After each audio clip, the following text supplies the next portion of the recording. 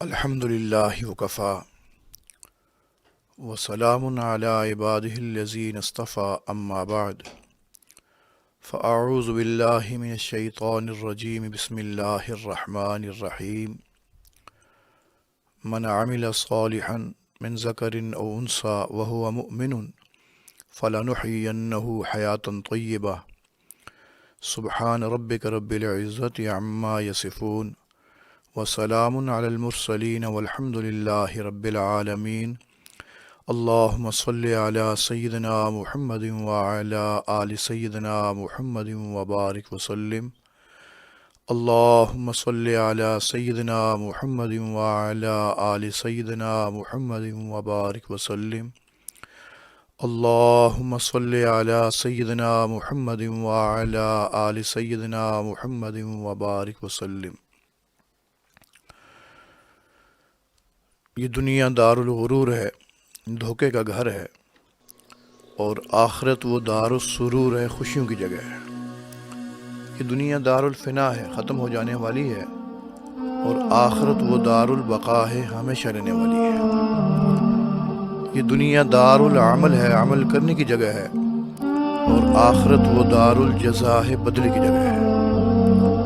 دنیا میں عمل ہے، بدلہ نہیں، اور آخرت میں بدلہ ہوگا، عمل کی توفیق نہیں ہوگی۔ اسی بات کو امام الانبیاء محمد رسول اللہ صلی اللہ تعالی علیہ وسلم نے ان الفاظ میں ارشاد فرمایا: الکیس من دان نفسہ وعمل لما بعد الموت۔ عقل مند ہے وہ انسان جو اپنے آپ کو پہچان لیتا ہے اور مرنے کے بعد جو نہ ختم ہونے والی زندگی اس کی تیاری شروع کر دیتا ہے۔ فرمایا عاجز ہے وہ انسان جو آخرت کی تیاری کچھ نہیں کرتا اور اللہ رب العزت سے لمبی لمبی امیدیں باندھے رکھتا ہے۔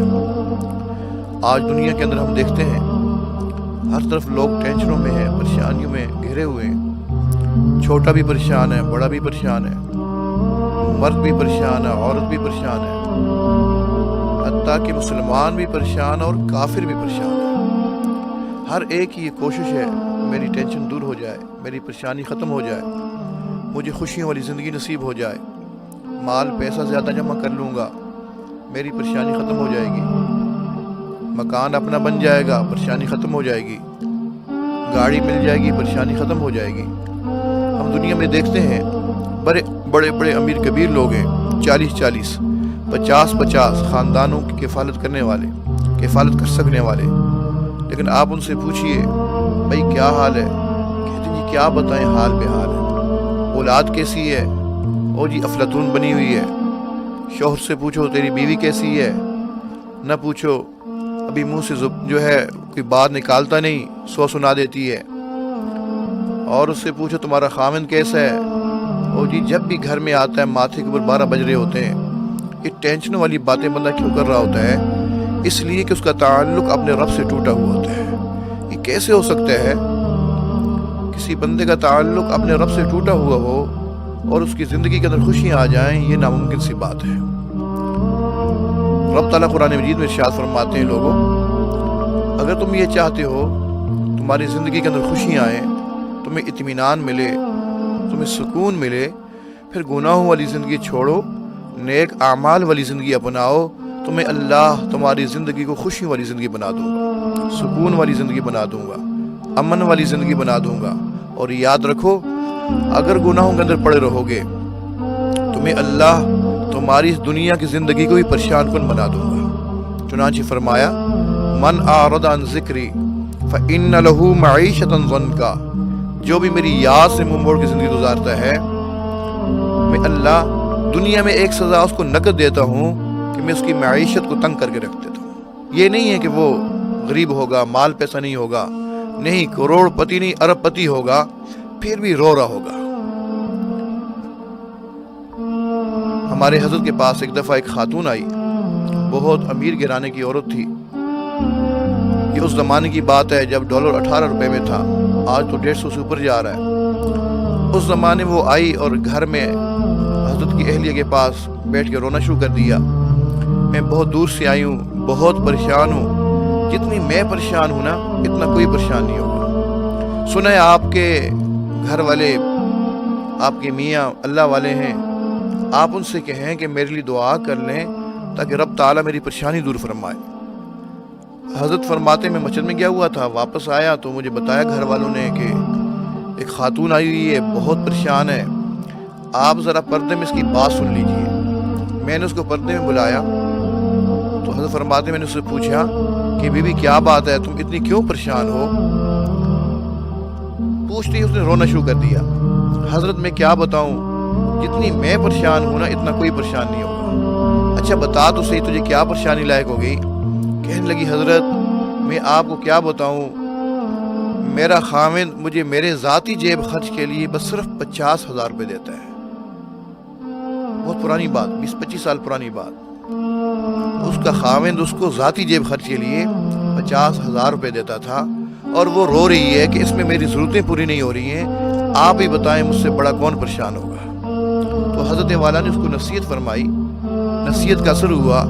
ہمارے حضرت فرماتے 1 مہینے کے بعد وہ عورت مجھے خط لکھتی ہے کہ پہلے تو 50,000 روپے میں خرچہ پورا نہیں ہوتا تھا، اس مہینے 20,000 روپے میں میرا خرچہ پورا ہو گیا اور 30,000 روپے میں نے اللہ کے راستے میں خرچ کر دیے۔ تو یہ نہیں ہو سکتا کہ انسان اللہ کی نافرمانی بھی کرتا رہے، اس کی زندگی کے اندر سکون آ جائے، یہ ناممکن سی بات ہے۔ تو اگر ہم یہ چاہتے ہیں کہ ہماری زندگی سکون والی ہو، خوشی والی ہو، تو پھر ہم نے اپنے پروردگار کے سامنے سچے دل کے ساتھ توبہ کرنی ہوگی تاکہ رب تعالی ہماری ٹینشن و پریشانی کو دور فرما دے۔ اس لیے کہ اس راستے کی جو پہلی سیڑھی ہے وہ توبہ ہے۔ رب تعالیٰ فرماتے من عمل صالحا من ذکر او انثی، جو بھی نیک اعمال کو اختیار کرے گا چاہے وہ مرد ہے یا عورت، بشرطے کہ وہ مومن ہو، فلنحیینہ حیاتا طیبہ، میں اللہ لازماً اس کی زندگی کو خوشی والی زندگی بنا دوں گا، سکون والی زندگی بنا دوں گا۔ اور اگر نیک اعمال کو نہ اختیار کیا میں تمہاری دنیا کی زندگی کو پریشان کن بنا دوں گا اور آخرت میں ایسے لوگوں کو اندھا اٹھاؤں گا۔ چنانچہ فرمایا من اعرض عن ذکری فإن له معیشۃ ضنکا، جو میری یاد سے منہ موڑ کے زندگی گزارے گا دنیا میں اس کی معیشت کو تنگ کر کے رکھ دوں گا۔ وَنَحْشُرُهُ يَوْمَ الْقِيَامَةِ أَعْمَى، اور قیامت کے دن پھر میں ایسے بندے کو اندھا اٹھاؤں گا۔ وہ کہے گا اے اللہ آپ نے مجھے اندھا کیوں اٹھایا، میں تو دنیا بینا تھا، آنکھوں والا تھا، میں دیکھا کرتا تھا۔ قال كذلك، تم ٹھیک کہہ رہے ہو، میں اللہ نے تجھے ساری نعمتیں دی ہوئی تھی، آنکھیں بھی دی ہوئی تھی دیکھنے کے لیے، کان بھی دی ہوئی سننے کے لیے، ساری نعمتیں دی تھی، لیکن اتت کا آیاتنا، میرے بارے میں بتلانے والے آتے تھے، میری نشانیاں بتاتے تھے، فنسیتہا، تو ایک کان سے سنتا تھا دوسرے کان سے نکال دیتا تھا۔ وکذالک اليوم تنسیٰ، آج تیری بھی کوئی پرواہ نہیں ہے۔ جو آج اللہ رب العزت کے احکامات کو پس پش ڈال دیتا ہے، کل قیامت کے دن رب تعالیٰ کو بھی اس کی کوئی پرواہ نہیں ہوگی۔ اس لیے آج ہم زندگی کے اوپر غور کریں، کیوں ہم ٹینشنوں کے اندر وقت گزاریں، کیوں پریشانی کے اندر وقت گزاریں، ہم کیوں نہ اپنے پروردگار کے سامنے سچے دل کے ساتھ توبہ کر لیں تاکہ رب تعالیٰ جو پریشانی ختم کرنے والا ہے وہ ہماری پریشانی کو ختم فرما دے۔ آج جب پریشان ہوتا ہے بندہ، ادھر دیکھتا ہے ادھر دیکھتا ہے، کہیں بھی اس کا کام نہیں ہوتا، پھر عاملوں کے چکر میں پڑ جاتے ہیں، تعویذ والوں کے پیچھے چلے جاتے ہیں، جس کو سمجھ نہیں آتی، ڈاکٹروں کو بھی ہماری بیماری سمجھ نہیں آتی، حکیموں کو بھی نہیں پتہ چل رہا۔ آپ ذرا کوئی حساب کر کے بتائیں تو وہ کچھ لکیریں مار کے کہتا ہے ہاں میرا حساب کہتا ہے کہ آپ کے اوپر کسی نے جادو کیا ہوا ہے۔ اب لڑکی کو جب وہ بتاتا ہے بندہ تو اپنے خاوند کی طرف دیکھتی ہے، دیکھا نا کتنی دفعہ میں آپ کو کہہ چکی ہوں کہ آپ کی بہن ہمارے پیچھے پڑی رہتی ہے، فلاں ہمارے پیچھے پڑا رہتا ہے۔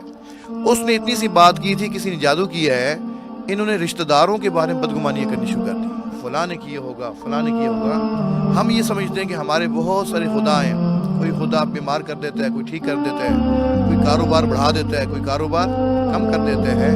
نہیں، ہمارا ایک ہی اللہ ہے، وہی اللہ بیمار بھی کرتا ہے، وہی اللہ ٹھیک بھی کرتا ہے، وہی اللہ کاروبار بڑھاتا بھی ہے، وہی اللہ کاروبار کم بھی کرتا ہے۔ ہمارے اوپر جو ٹینشن پریشانی آتی ہیں، کبھی ہماری سوچ اس طرح بھی جائے کہ میرے گناہوں کی وجہ سے، یہ سب گناہوں کا وبال ہے، میں کہیں نہ کہیں اللہ کی نافرمانی کر رہا ہوں گا جس کی وجہ سے رب تعالیٰ کی پکڑ میں آ گیا ہوں۔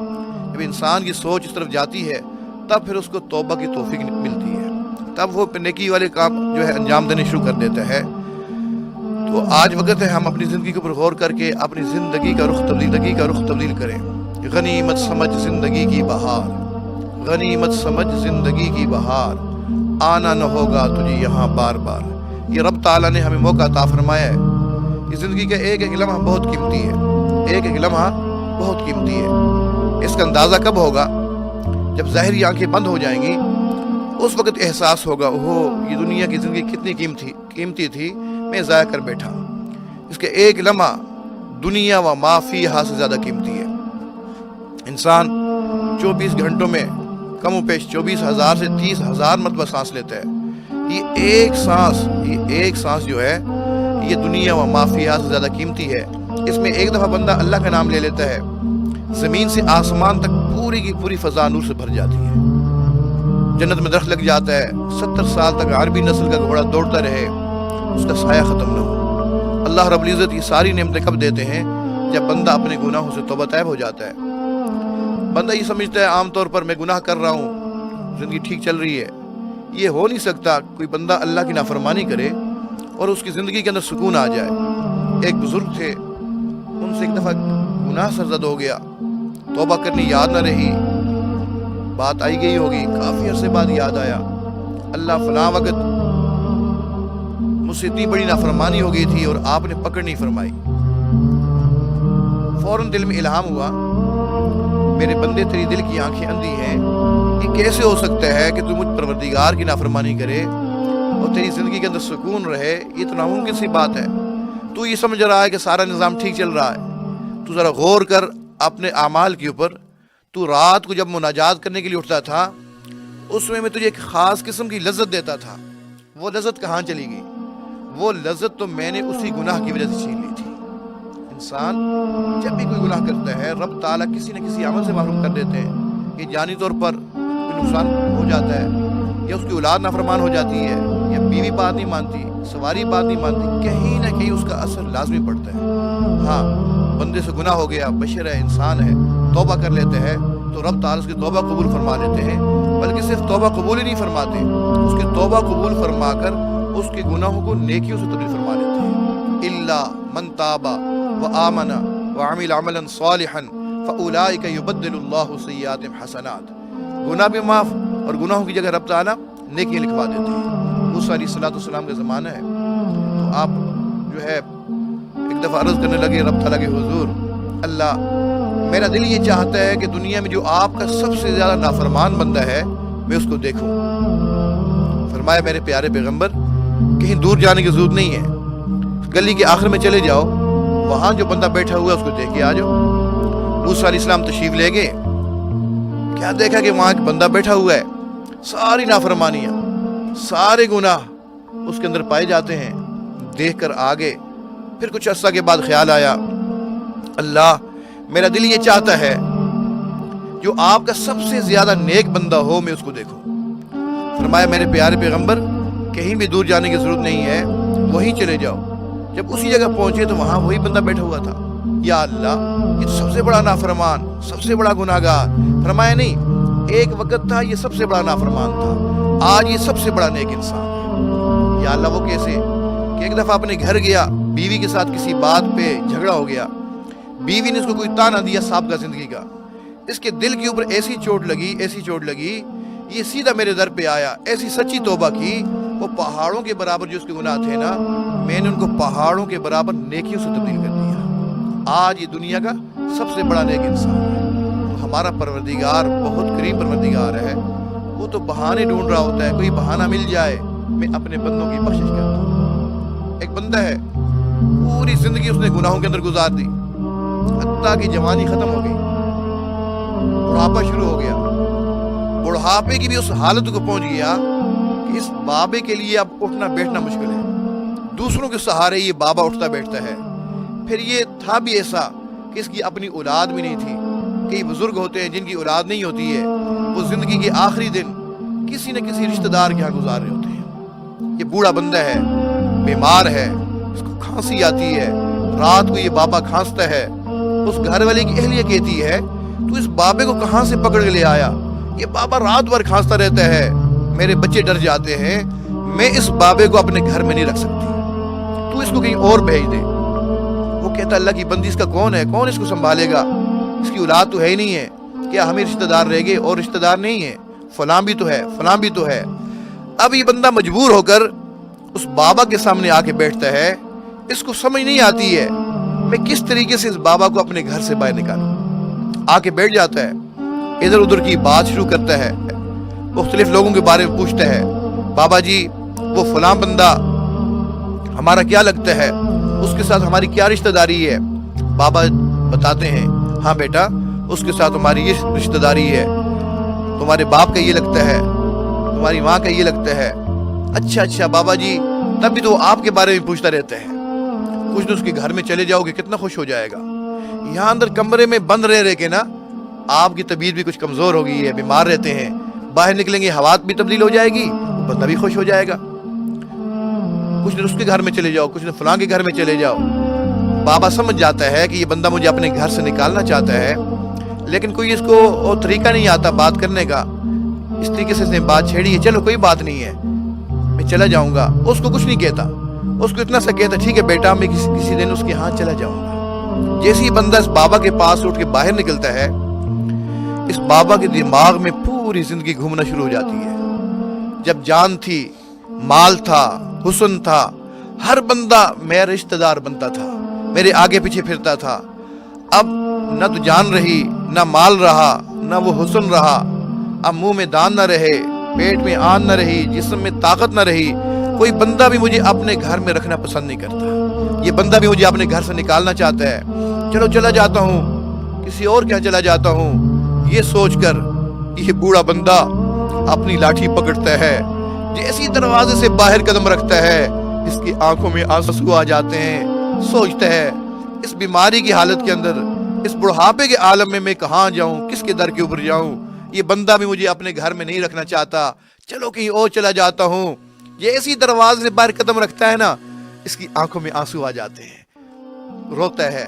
پھر اس کو خیال آتا ہے چلو زندگی کے یہ آخری دن میں اللہ کے گھر میں جا کے گزار دیتا ہوں، مسجد میں چلا جاتا ہوں۔ ہمارا رب اتنا کریم پروردگار ہے، رب تعالیٰ تانے نہیں دیتا۔ اور بوڑھے جب تجھے کوئی در نظر نہ آیا، اب تجھے میں نظر آیا، نہ میں تو کریم پروردگار ہوں۔ میں کہتا ہوں یا عبادی الذین اسرفوا علی انفسہم لا تقنطوا من رحمت اللہ، میرے وہ بندو جنہوں نے گناہ کر کے اپنی جانوں کے اوپر ظلم کر لیے، لا تقنطوا من رحمت اللہ، تم میری رحمت سے مایوس نہ ہونا۔ ارے تم ایک قدم چل کے آؤ گے نا، میں 2 قدم تمہاری طرف چل کے جاؤں گا۔ تم چل کے آؤ گے، میں بھاگ کے تمہیں تھام لوں گا۔ چھوٹا سا بچہ ہوتا ہے، والد کہتا ہے کہ چل کے آئے، اس کو پتہ ہے کہ چل نہیں سکتا، تو والد یہ تو جانتا ہے نا میں اس کو گرنے تو نہیں دوں گا، تو وہ پیار سے کہتا ہے بیٹا آؤ میری طرف، آؤ میری طرف۔ جیسے قدم اٹھاتا ہے، گرنے سے پہلے باپ اس کو تھام لیتا ہے۔ رب تعالیٰ بھی یہ چاہتا ہے کہ میرا بندہ میرے سامنے توبہ تو کرے، میرے بندو تم ہمت تو کرو، توبہ تو کرو، آگے راستے پہ چلانا میرا کام ہے۔ والذین جاہدوا فینا لنہدینہم سبلنا، جو کوئی بھی میرے راستے کے اوپر چلنے کی کوشش کرتا ہے وہ تو ایک راستہ تلاش کر رہا ہوتا ہے، میں اللہ اس کے لیے کئی راستے کھول دیتا ہوں، میں اللہ اس کے لیے کئی راستے کھول دیتا ہوں۔ مثال کے طور پر آپ کے یہاں کوئی تقریب میں آ رہا تھا، بندہ باہر مین روڈ کے اوپر کوئی گٹر ابل رہا تھا، گزرنے کا راستہ نہیں تھا، لوگوں نے وہاں اینٹیں رکھی ہوئی تھی گزرنے کے لیے۔ ایک بندے نے اس کے اوپر پاؤں رکھا لیکن وزن برقرار نہ رکھ سکا، نیچے گر گیا۔ اب پریشان ہو گیا، میرے کپڑے بھی گندے ہو گئے، میرا جسم بھی گندا ہو گیا، اب میں کیا کروں، کہاں جاؤں؟ میرا گھر بھی کافی دور ہے، آگے تقریب میں جانے کا نہ رہا، بازار میں لوگ کیا کہیں گے، مجھے بدبو اٹھ رہی ہے میرے جسم سے۔ پھر خیال آتا ہے چلو جو قریب دریا بہ رہا ہے نا، نہر بہ رہی ہے، کیوں نہ میں جا کر اس میں ایک ڈبکی لگا لوں تاکہ میرا جسم پاک ہو جائے، میرا بدن صاف ہو جائے۔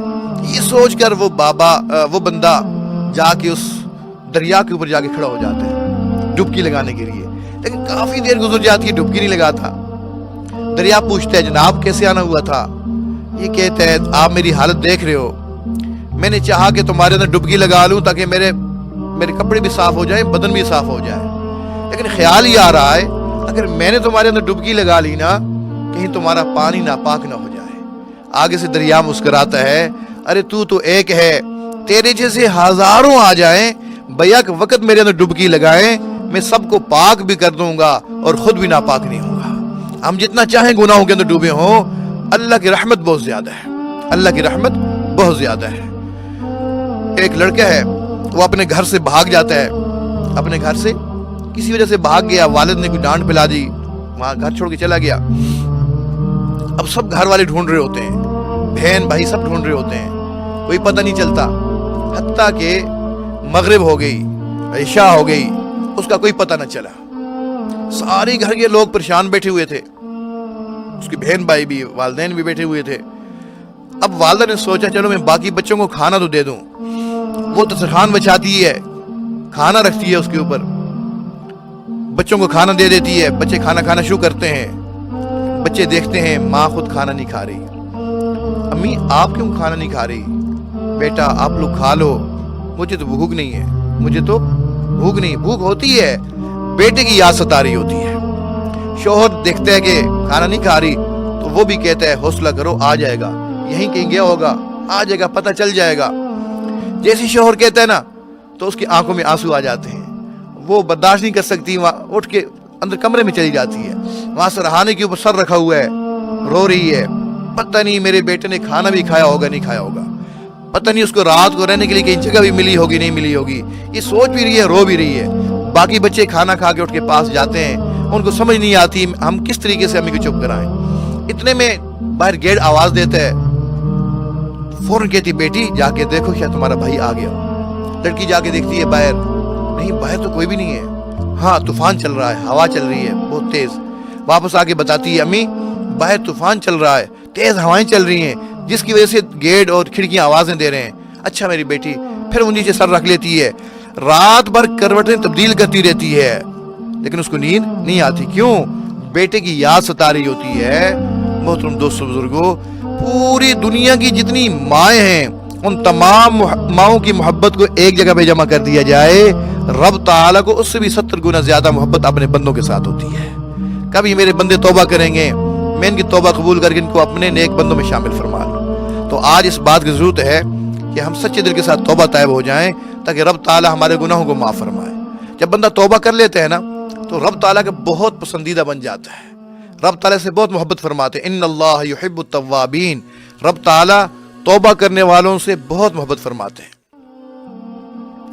دو نوجوان تھے، آپس میں بات چیت کر رہے تھے۔ ایک کہہ رہا تھا یار جو نیک لوگ ہوتے ہیں نا ان کے اوپر اللہ کی رحمت کی نظر بہت زیادہ ہوتی ہے۔ دوسرا کہہ رہا نہیں یار مجھے تو یوں لگتا ہے جو بندہ اپنے گناہوں سے توبہ طائب ہو جاتا ہے اس کے اوپر اللہ کی رحمت کی نظر زیادہ ہوتی ہے۔ دونوں دلائل دے رہے تھے لیکن مطمئن نہیں کر پا رہے تھے۔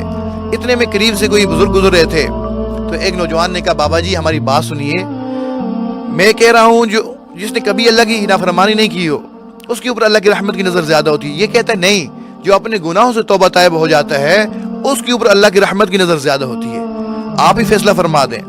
تو وہ بزرگ فرمانے لگے دیکھو میں کوئی عالم تو نہیں ہوں تم کو علمی جواب دوں، ہاں میرے ہاں ایک چرخہ ہے، میرا چرخہ چلاتا ہوں اپنے گھر میں، اس کا دھاگا کہیں سے ٹوٹ جاتا ہے نا تو پھر میں وہاں سے جوڑ دیتا ہوں، پھر وہاں نظر رکھتا ہوں دوبارہ یہاں سے جدا ہونا ہو جائے۔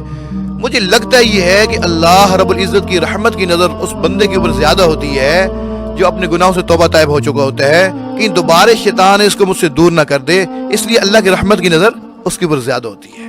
تو رب تعالیٰ کو توبہ کرنے والے لوگ بہت زیادہ پسند ہیں، لہٰذا آج اس محفل میں ہم نے اپنے پروردگار کو منانا ہے، اور رب تعالیٰ کو منانا سب سے زیادہ آسان۔ ایک لڑکا ہے، اس نے سب کو پریشان کیا ہوا تھا، سارے لوگ چھوڑ دیتے ہیں، علاقے والے چھوڑ دیتے ہیں، سکے بھائی چھوڑ دیتے ہیں، سکا باپ چھوڑ دیتا ہے، باپ نام لینا پسند نہیں کرتا، کہیں بھیجنا بھی ہوتا ہے تو اپنی اہلیہ کو بولتا ہے اس کو کہہ دو فلان جگہ چلا جائے۔